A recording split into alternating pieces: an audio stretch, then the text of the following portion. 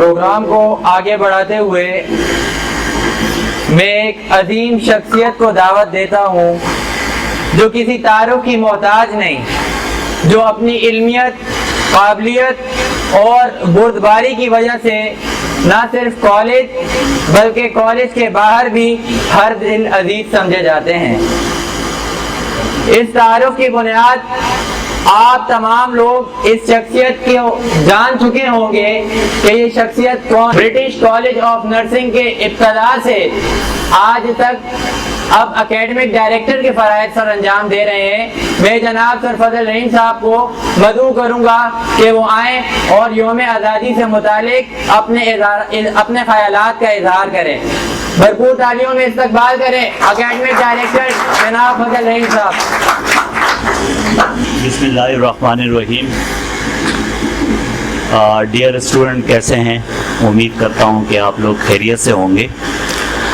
مدہوش نہیں بیدار ہے ہم، مدہوش نہیں بیدار ہیں ہم، ہر آہٹ پہ تیار ہیں ہم، سمجھے نہ کوئی غافل ہم کو، وطن کے پہرہ دار ہیں ہم۔ اس شعر سے میں اپنی تقریر کا آغاز کروں گا۔ تو سب سے پہلے آپ ڈیئر اسٹوڈنٹس کو یہ پتہ ہونا چاہیے کہ ہمارا ملک، جس کو ہم آج اسلامی جمہوریہ پاکستان کہتے ہیں، یہ کیسے معرض وجود میں۔ یہاں پر سب سے پہلے مسلمانوں نے حکومت کی، ٹھیک ہے؟ جہاں ہم بیٹھے ہوئے ہیں اس کو ہندوستان کہا جاتا تھا۔ 500 سال حکومت کی مسلمانوں نے۔ اس کے بعد انگریز آئے اس ہندوستان پہ، ٹھیک ہے؟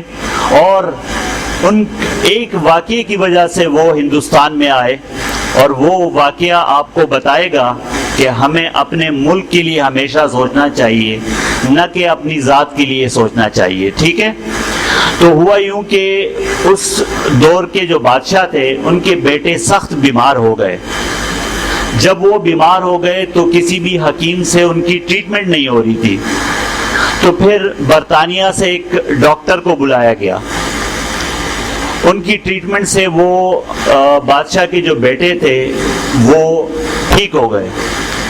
اس وقت کے مسلمان بادشاہ نے اس انگریز ڈاکٹر سے پوچھا کہ آپ جو بھی مانگنا چاہتے ہیں مانگے آج، کیونکہ آپ نے میرے بیٹے کو ٹھیک کیا ہے اور یہ کسی سے ٹھیک نہیں ہو رہا تھا۔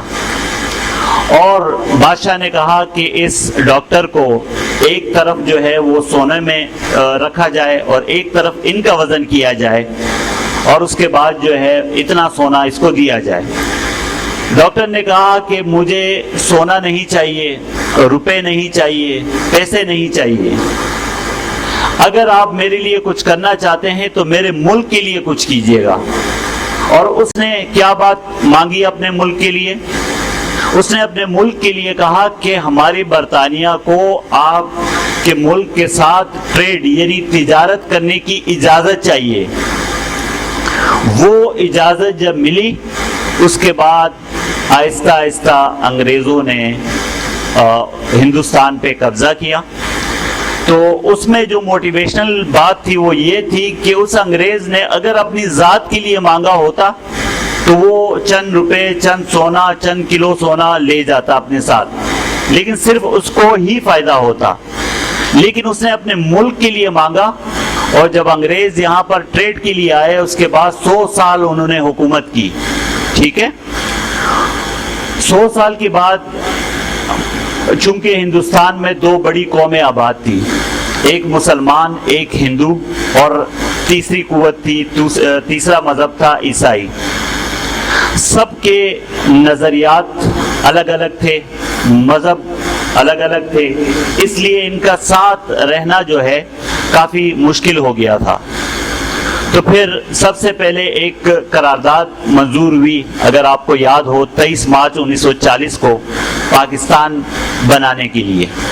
پھر 14 اگست 1947 کا وہ دن بھی آیا کہ جس دھرتی پہ، جس وطن میں آج ہم اور آپ بھی حاصل کر رہے ہیں، تو یہ وطن ہمیں بہت قربانیوں کے بعد ملا ہے۔ کل کو کوئی اور اس کا مستقبل تھے، آنے والے وقت میں آپ اس کا مستقبل ہو.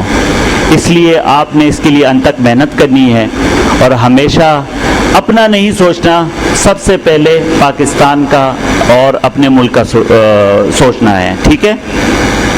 آخر اپنے تقریر کا اختتام آخری ایک شعر پہ کروں گا. میں جب مر جاؤں میری اگر پہچان لکھ دینا, میرے لہو سے میرے ماتھے پر میرے ملک کا نام لکھ دینا.